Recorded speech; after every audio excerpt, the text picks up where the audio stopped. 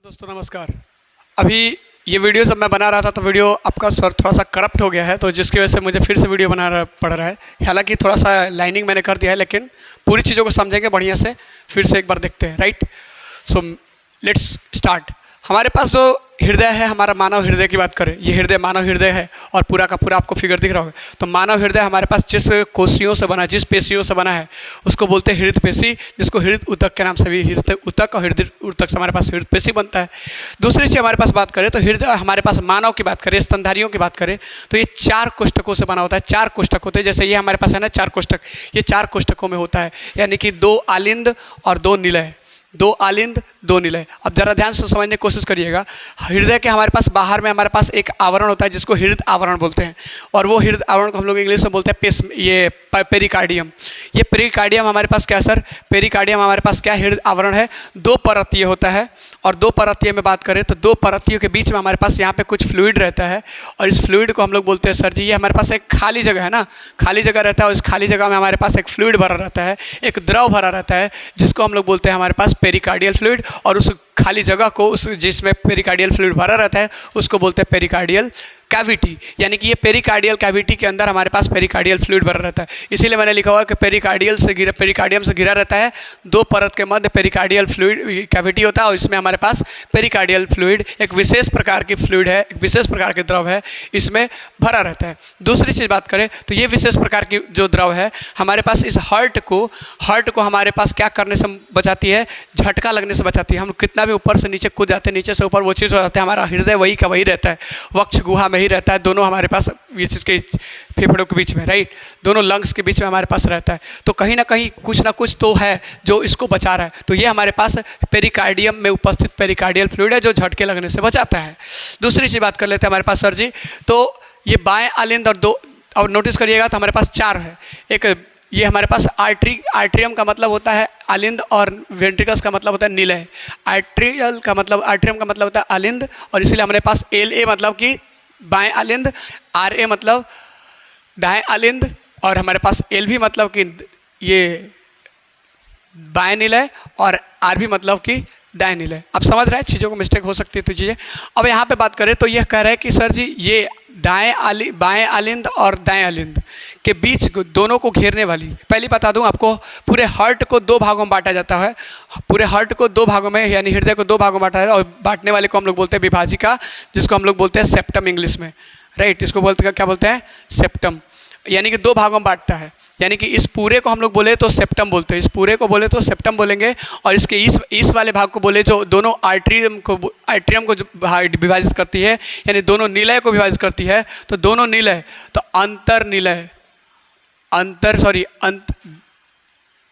दोनों आलिंद को ना, हाँ सर, दोनों आलिंद को जो बांटती है अंतर आलिंदी या फिर आलिंदी पट्ट, या फिर हम इसको बोल सकते हैं इंटर एट्रियल सेप्टम, या फिर अंतर आलिंदी पट्ट। यानी कि बाएं और दाएं आलिंद को बांटने वाले पट्ट को, यानी कि इस वाले हिस्से को हम लोग क्या बोलते हैं? अंतर आलिंदी पट्ट, या फिर हमारे पास इंटर एट्रियल सेप्टम। दूसरी चीज़ हमारे पास बात करें तो ये हमारा ठीक उस तरह से दोनों निलय को बांटने वाले को बोलते हैं अंतर्निलयी पट्ट, या फिर इंटरवेंट्रिकुलर सेप्टम, राइट। 2 चीज़ हमारे पास, इस दोनों को बांटने वाले को इंटर एट्रियल, इसको बांटने वाले इंटर एट्रियल, और इसको हमारे पास इंटरवेंट्रिकुलर, राइट।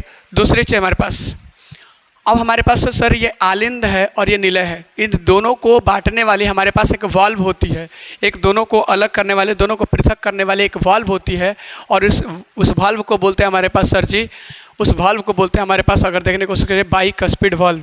बाइकस्पिड वाल्व हमारे पास क्या होता है सर? बाइकस्पिड वाल्व को द्विवल्लनी पट्ट, ये कपाट या फिर मित्रल वाल्व भी बोलते हैं। यानी कि ये हमारे पास आलिंद है और ये निलय है, इन दोनों के बीच में हमारे पास दोनों को सेपरेट कर रहा है, उसको हम लोग बोलते हैं द्विवल्लनी कपाट या फिर मित्रल वाल्व। ये हमारे पास बाइकस्पिड वाल्व के नाम से भी जानते हैं। दूसरी चीज़ हमारे पास, यही चीज़ इधर की तरफ बात करें तो हमारे पास दाएं आलिंद और दाएं निलय, दाएं आलिंद और दाएं निलय के बीच में हमारे पास ये दोनों को बांटने वाली जो कपाट होती है कुछ ऐसा होती है। इसको हम लोग बोलते हैं ट्राइकस्पिड वाल्व या फिर हमारे पास त्रिवल्लनी कपाट, और ये दोनों को बांटती है। यानी कि इसको बांटने वाली हमारे पास, इसको बांटने वाली ये हमारे पास क्या है, ट्राइकस्पिड, और इसको बांटने वाली को हम लोग क्या बोलते हैं, बाइकस्पिड। राइट, बाइकस्पिड कहने का मतलब द्विवल्लनी। ठीक है। दूसरी चीज़ हमारे पास आप नोटिस कर रहे हैं द्विवल्लनी कपाट और त्रिवल्लनी कपाट के बीच से हमारे पास ये रेशा कुछ निकला हुआ है। राइट, इस रेशा को हम लोग बोलते हैं सर जी कॉर्डी टेंडिनी। क्या बोलते हैं इसको, कॉर्डी टेंडिनी। कॉर्डी टेंडिनी का एक हिस्सा हमारे पास इसके फ्लेक्स से यानी कि बाइकस्पिड वाल्व और ट्राइकस्पिड वाल्व के फ्लेक्स से यानी कि द्विवल्लनी और त्रिवल्लनी कपाट के फ्लेक्स से जुड़ा रहता है, और दूसरा वाल्व हमारे पास ये पल्मोनरी मसल पैपिलरी मसल से जुड़ा रहता है। ये हमारे पास रेशा हमारे पास काफ़ी मदद करता है सिकुड़ने और फैलने में। राइट, जैसे गाँव में आपको क्या चीज़ होता था, कभी ये ढेका देखा होगा तो एक बार दबाते थे ना तो फिर से छोड़ते थे तो ऊपर आ जाता था, तो वो ऐसे ही कुछ कार्य करता है हमारे पास यहाँ पे। दूसरी चीज़ हमारे पास बात कर लेते हैं सर जी, तो ये हमारे पास क्लियर है भाई, और ये क्लियर है सर जी। एक वाल्व जो बात कर रहा हूँ मैं, वर्ड कपाट पट बात कर रहा हूँ, ये वाल्व की बात कर रहा हूँ। वाल्व का एक कार्य होता है, वाल्व क्या करता है, एक दिशा में रक्त के प्रवाह को निर्धारित करता है।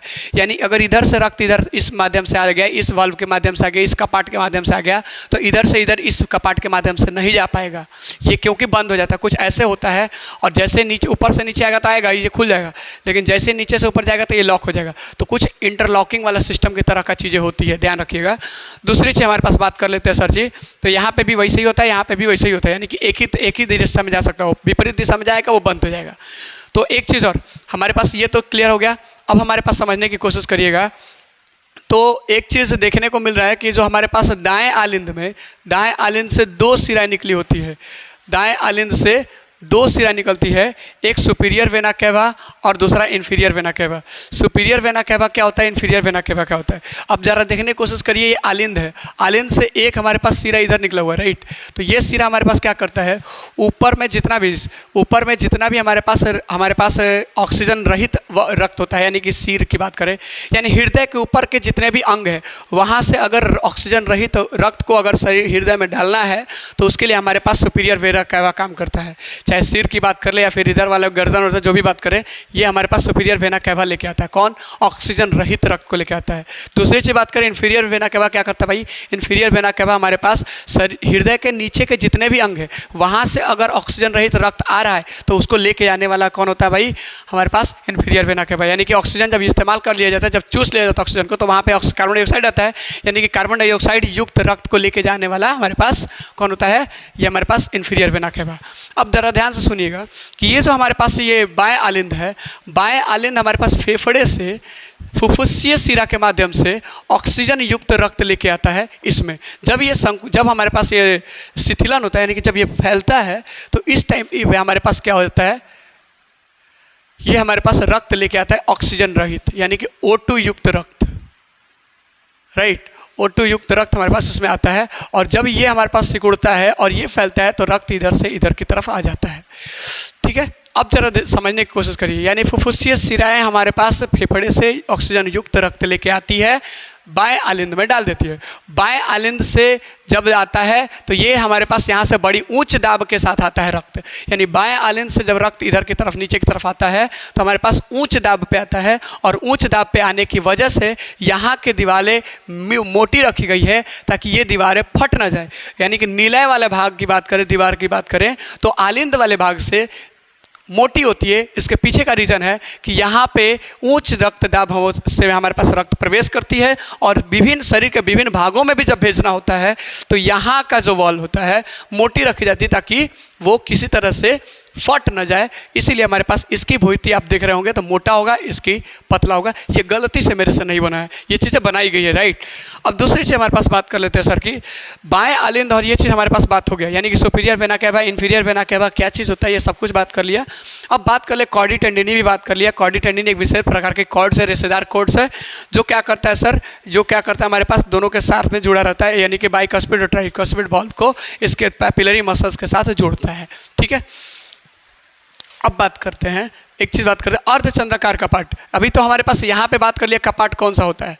अब यहाँ पे हमारे पास बात करते हैं जब फुफ्फुस, जब सिराएँ होती है ना, जितने भी हमारे पास हृदय से, सिरा की बात नहीं कर रहा हूँ मैं, हृदय से जितने भी हमारे पास धमनियाँ निकलती हैं, हृदय से धमनी निकलेगी, हृदय से धमनी निकल रही है कि यहाँ पे हमारे पास महाधमनी निकल रही है, और या फिर हमारे पास फुफ्फुसीय धमनी यहाँ से निकल रही है। तो ये यहाँ पे आप अगर नोटिस करिएगा, इसको अगर आप फोटो को जूम करिएगा तो ये हमारे पास अर्धचंद्राकार हमारे पास कपाट दिख रहा है, ये वाला हिस्सा, ये अर्धचंद्राकार कपाट है। इस कपाट को हम लोग बोलते हैं दोनों को अर्धचंद्राकार कपाट, ठीक है, अर्धचंद्राकार कपाट। क्यों भाई? क्योंकि ये हमारे पास सर जी, ये दोनों निलय के से ऑक्सीजन, ये हमारे पास ऑक्सीजन युक्त रक्त को लेके जाता है और ये ऑक्सीजन रहित रक्त को लेके जाता है।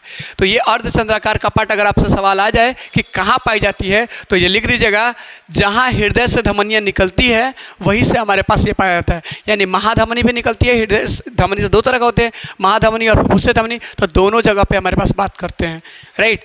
अब हमारे पास सर जी एक बात करूँ तो हमारे पास इस हृदय में एक विशेष हृदय पेशी विन्यास होता है, विशेष हृदय पेशी विन्यास होता है, जिसको हम लोग नोडल ऊतक कहते हैं। नोडल ऊतक क्या होता है सर? नोडल ऊतक में दो भाग होते हैं। पहला हमारे पास अगर बात करें तो दाएं आलिंद के दाएं कोने में बात करें तो अगर देखिए थोड़ा सा, एक धब्बा हमारे पास दाहिने आलिंद के दाहिनी ऊपर के कोने पर, एक धब्बा दाहिनी आलिंद के दाहिनी, ये बाएं हो गया, दाहिनी ऊपर कोने पे, ये ऊपर हो गया, ये नीचे ऊपर कोने पे हमारे पास होता है, जिसे हम लोग क्या कहते हैं भाई, SAN कहते हैं, जिसको हम लोग बोलते हैं सीरा आलिंदी पर्व। सीरा आलिंदी पर्व ये उपस्थित होता है कहाँ पे? दाएं आलिंद के दाएं ऊपरी कोने में, ठीक है। और ये इसको हम लोग सर जी, इसी को हम लोग पेस मेकर के नाम से भी जानते हैं।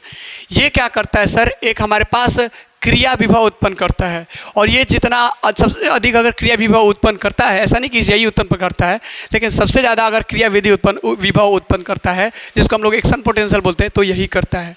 और यही हमारे पास कंट्रोल करता है कि हृदय के कितना भाग कितना तेज़ी से संकुचन करना, कितना वो चीज़ करता है। 1 मिनट में ये 70 से 75 हमारे पास क्रिया विभव उत्पन्न कर सकता है। सोचिए, इसको हम लोग पेस मेकर बोलते हैं, गति प्रेरक बोलते हैं, राइट। दूसरी भाग की बात करते हैं तो दूसरा जो पिंड होता है हमारे पास, आपका कह रहा है सर, दाएं आलिंद के नीचे के कोने पर आलिंदी निलय पट के पास होता है। यानी कि दाएं आलिंद के नीचे के कोने पर आलिंदी निलय पट के पास होता है, यानी कि ये वाला, ये आलिंद और ये निलय, और इसके बीच वाले पट को बोलते हैं आलिंदी निलय पट। इसको हम लोग बोल सकते हैं आलिंदी निलय पट, और इसको बोल सकते हैं आलिंदी निलय पट, यानी दो आलिंदी निलय पट होती है, राइट। तो यहाँ पे हमारे पास होता है, और इसको हम लोग बोलते हैं AVN, यानी कि हमारे पास होता है एओर्टिक या फिर एट्रियल वेंट्रिकुलर नोड, यानी कि हमारे पास बोल सकते हैं आलिंदीय निलय पर्व, आलिंदी निलय पर्व, आलिंदी निलय पर्व। इसको हम लोग पेस सेटर बोलते हैं। पेस सेटर कहने का मतलब क्यों? क्योंकि ये इंतज़ार करता है, ये AVN इंतज़ार करता है कि SAN क्या कहता है। SAN जितना मैसेज करेगा कि भाई इतना बार तुमको संकुचन करने की ज़रूरत है, वो हमारे पास ये क्या करेगा, ये लेगा, और इस धागों से, इसको हम लोग बंडल ऑफ हिस बोलते हैं। क्या बोलते हैं? पुरकिंजे फाइबर बोलते हैं। और पुरकिंजल फाइबर हमारे पास जाके आगे विभाजित हो जाता है, और विभाजित होता है इसको बंडल ऑफ हिस के रूप में ले लेता है, हिस कहा जाता है या फिर हिस बंडल। ये इसके माध्यम से इसके पूरे हृदय में आपका संदेश फैला देता है भाई कि इतना बार संकुचन तुझे करना है। यानी कि AVN जो है SAN का इंतज़ार करता है। अगर SAN हमारे पास 10 बार हमारे पास क्रिया विभव उत्पन्न किया तो ये उतनी बार ही संकुचन करेगा, उससे ज़्यादा बार नहीं करेगा। क्योंकि यहाँ पे मैंने खास तौर से लिखा है, जूम करके देख लीजिएगा, लिखा हुआ है कि आलिंदी निलय पर्व संकुचन के आवेग को SAN से प्राप्त कर निलय के विभिन्न भागों तक ये पुरकिंजे रेशों के माध्यम से, हिस बंडल के माध्यम से ये हृदय के अलग अलग विभिन्न भागों तक पहुंचा देते हैं। यानी कि ये पुरकिंजे रेशा बहुत इंपॉर्टेंट है, जो इधर से जो मैसेज आ रहा है उसको इधर उधर पहुंचा रहा है। यानी कि आप देख रहे हैं ये हमारे पास डायरेक्ट AVN से जुड़ा हुआ है, और AVN को मैसेज करता है कौन? ये SAN, राइट। तो ये जैसे मैसेज करता है ये सारे की जगह पे फैला देता है। होता है ना गांव में कि एक खबर फैलता है, एक खबर आती है तो वो सारे के सारे लोगों तक फैला दी जाती है। या फिर हमारे पास एक शादी में है, शादी में एक दरवाजे पे कोई इंतजार कर रहा था कि बाराती है, बाराती जैसे आता है एक बंदा आके एक को बोल देता है और वो बंदा पूरे गांव पूरे को फैला देता है कि भाई बाराती आ गए, बाराती आ गए। तो सारे लोग उसके स्वागत सत्कार में रेडी हो जाते हैं। तो कुछ ना कुछ ऐसा ही चीज़ें यहाँ पे भी होता है। यानी हृदय के बारे में जितनी भी बात करें वो सारी चीज़ें मुझे लगता है कि चीज़ें हो गई। फेफड़े का मैंने बता दिया है आपको कि फेफड़े से कैसा रक्त आता है, यहाँ पे क्या चीज़ें होती है। एक चीज़ और बता दिया हमने कि हृदय जो हमारे पास ये नीचे वाला हिस्सा मोटा होता है क्योंकि उच्च रक्तदाब हमारे पास होता है और उच्च रक्तदाब से हमारे पास चीज़ें प्रवाहित करती है। अब ज़रा ध्यान से सुनिएगा, जब ये संकुचन करता है, जब ये हमारे पास इधर की तरफ ऐसे आएगा तो ये हमारे पास ये ऑटोमेटिक खुल जाएगा। कौन? द्विवल्लनी पार्ट खुलता है। तो यहाँ से ऑक्सीजन यहाँ पे ऑक्सीजनित रक्त यहाँ पे आता है और ऑक्सीजनित रक्त अब यहाँ पे भर गया, अब ये फिर से खाली हो गई। तो फिर से जैसे ही ये जब आपका फैलता है तो ये फिर से सिकुड़ जाता है। यानी कि ऊपर वाला जब फैलेगा तो नीचे वाला सिकुड़ेगा। यानी कि ये सिकुड़ना तो ये फैलना और ये फैलना तो ये सिकुड़ना, दोनों एक साथ होता है। और हमारे पास हृदय जो होता है ना, हमारे पास एक साउंड निकलता है जब सिकुड़न करता है, संकुचन और स्थिलन होता है तो लब डब, राइट, लब डब। ध्यान रखिएगा, एक हृदय हमारे पास, मानव हृदय बात करें एक सामान्य अवस्था में 72 बार धड़कता है। 72 बार हमारे पास आपका संकुचन वो चीज़ करता है। तो जब इधर से रक्त इधर की तरफ आता है, जब इधर से इधर की रक्त आता है तो ध्यान रखिएगा ये संकुचन हो गया होगा और ये हमारे पास फैला होगा। तो जैसे ही फैला होता है तो ये अलाउ करता है कि हाँ भाई आने दो रक्त को, ये रक्त यहाँ पे आके भर जाता है। तो इधर से हमारे पास उसी समय पे इधर से भी आता है ये संकुचन, जिस समय ये संकुचन कर रहा होता है उस समय भी ये संकुचन। तो इधर से ऑक्सीजनित रक्त इसमें आता है और इधर से हमारे पास ऑक्सीजन रहित रक्त इधर रहता है, राइट। दाएँ की तरफ ऑक्सीजन रहित और बाएँ की तरफ ऑक्सीजनित। तो अब बात करें तो जब ये सिकुड़ता है तो ये भी सिकुड़ता है। तो जब ये सिकुड़ेगा तो हमारे पास द्विवल्लनी वाल्व क्या हो जाएगा? बंद हो जाएगा। तो जब बंद होगा तो खुलेगा ये हमारे पास अर्धचंद्राकार कपाट। और जब अर्धचंद्राकार कपाट खुलेगा तो ये इधर की तरफ भेज देगा महाधमनी में, इधर से हमारे पास महाधमनी में भेजेगा ऑक्सीजनित रक्त। और इधर से बात करें हमारे पास तो ये हमारे पास फुफ्फुसीय शिरा में भेजेगा। तो ये फुफ्फुसीय शिरा यानी कि दाएं वाला भाग फुफ्फुसीय शिरा में ऑक्सीजन रहित रक्त नीला से भेजेगा और जब नीला से भेजेगा तो ये हमारे पास जाके फेफड़े में जुड़ जाएगा, जाके फेफड़े में पहुंच जाएगा। और यहाँ से जब ऑक्सीजनित रक्त ये जब सिकुड़ेगा तो ये हमारे पास ऑक्सीजनित रक्त को लेके जाएगा शरीर के विभिन्न भागों में उसके इस्तेमाल के लिए। तो ये पूरा का पूरा हमारे पास था। यानी कि कब हमारे पास संकुचन होता है, कब आपका हमारे पास शिथिलन होता है, संकुचन हो रहा है तो क्या हो रहा है, शिथिलन हो रहा है तो क्या होता है, ये सारी चीज़ें हम लोगों ने बात कर ली है। तो उम्मीद करता हूँ आपको सारी चीज़ समझ में आया होगा। So it's all for today. बात करेंगे अगले क्लास में इसके अगले प्रोसेस के बारे में। सो आप एक बार स्क्रीनशॉट ले लें।